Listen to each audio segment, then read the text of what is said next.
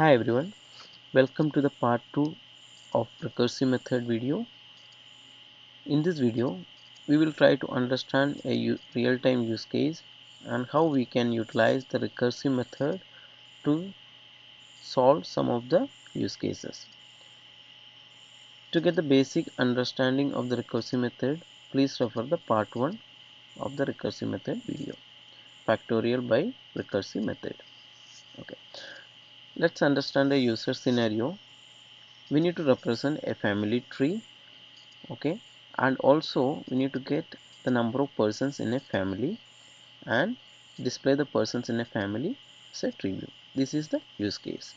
Okay, so I will explain it in a pictorial way. So this left side part is simply representing a family. The person 1 has 2 child P2 and P8, and P2 has 2 child P3 and P4, and P4 has 1 child P5, and P5 has 2 child.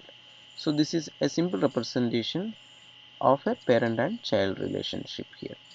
So our task is to calculate the number of person in this family and print this family in a tree view, right? The tree view in the sense you can see in the right side part P1, and P1 has 2 child P2 and P8, and after putting some space I'm going to print the child of P2 as P3 and P4, so and so this is what the requirement.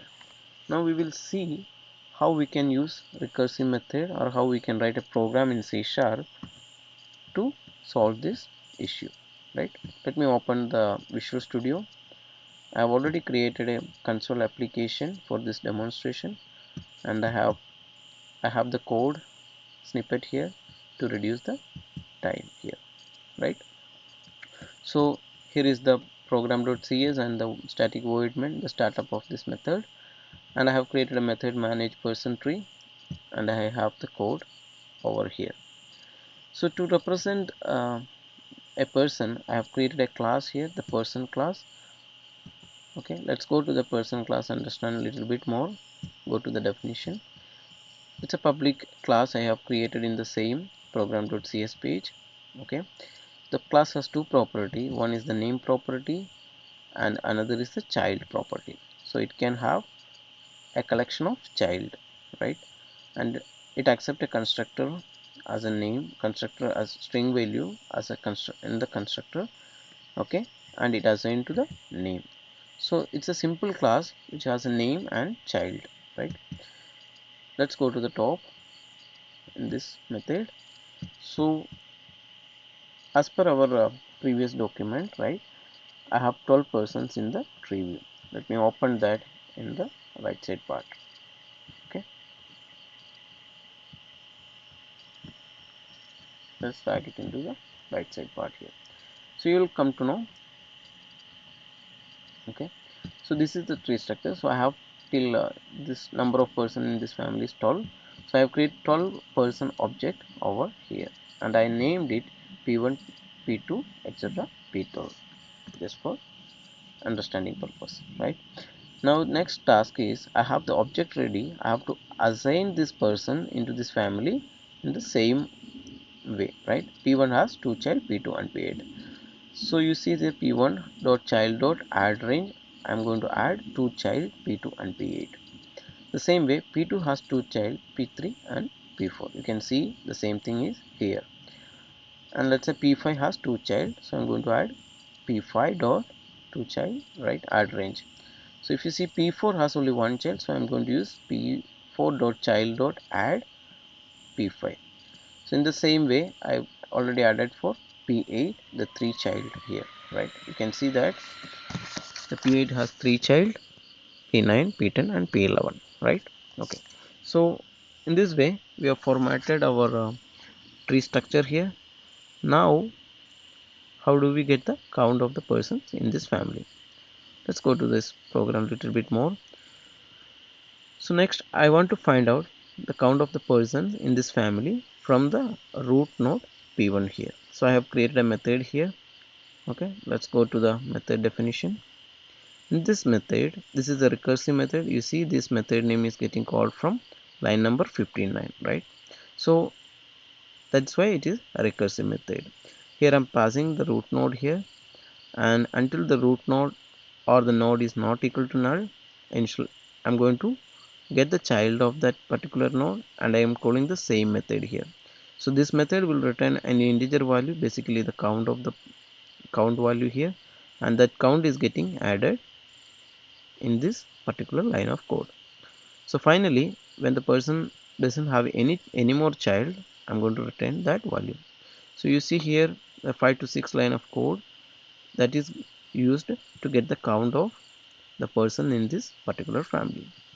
So I'm going to display the count to the output, okay, and again I'm going to get the new count here from the person 4, right? I want to calculate, first I'm calculating the complete family, and then I'm going to calculate the family from P4. Okay, so we can see the output over here. Let me comment this section, the rest of the section, and I will run this program. Okay, so you can see the number of person in family P1 is 12 and the number of person in family P4 is 4. So we got the value as expected, right? You can see this is completely, it is 12, and from P4 it is 1 to 3 4. Okay, let's understand how we can print the tree, right? Okay, let me uncomment the code. So in the same way, to print the family from the root node P1, I've created another method here, and I'm passing P1 and the root node level. I'm just passing a level is 0. Okay,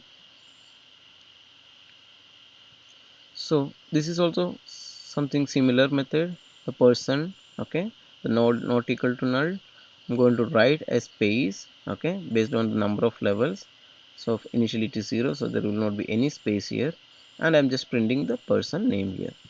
I'm going to increment the level and getting their child here, item is child, and again calling the same family tree as the recursive method over here, right? And I'm passing the item and this level, right? The get space is a simple method which actually give me a couple of space over here based on the levels here, right? So each the root node will have 0 level, and each of this child will have 1 level here, right? Let's run this program. So I'm going to call that one for the same method I'm calling for person 1 and person 4 here. Okay, so let's see. So we got all the tree as expected and the count also as expected.